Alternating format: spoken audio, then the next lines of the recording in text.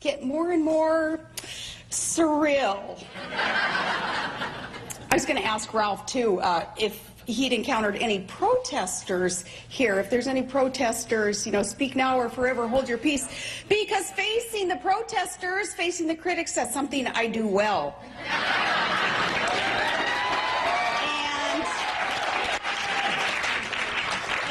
it's easy to spot them in the parking lot in their itty-bitty purple Volts. What gives them away is that re-elect Obama bumper sticker. That bumper sticker might as well say, yeah, I'm still dense. Really, I've rolled my truck window down as I pulled up to these guys, some of them, and said, really? Why? You know, sincerely wanting to know what is their thinking. Why would they support failed policies? And one reply I got before the 2012 race, a guy said, well, I'm not a racist, so I voted for him to prove it. And I replied, nor am I a racist. And hey, buddy, next time, vote for someone else to prove you're not a knucklehead. But now more than ever, it just seems so Orwellian around here. You know, 1984 and, you know, before this 1984, terms like leading from behind meant following.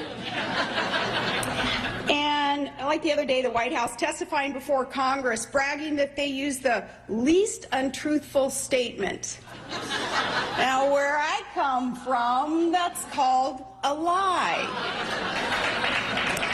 Yes, officials lied and government spied, and in Benghazi, government lied and Americans died.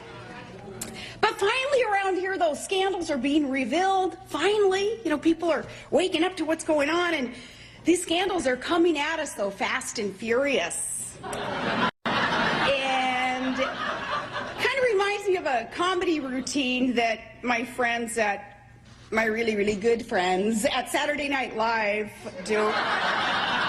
They should think of me as a friend. You know, for a while there, I was providing more job security for the Tina Feys of the world and doing more for those employment numbers than Obama's ever done. But what SNL does is they have this skit where they do this fake newscast, and they read some completely absurd news report, and then they finish it with an incredulous, really?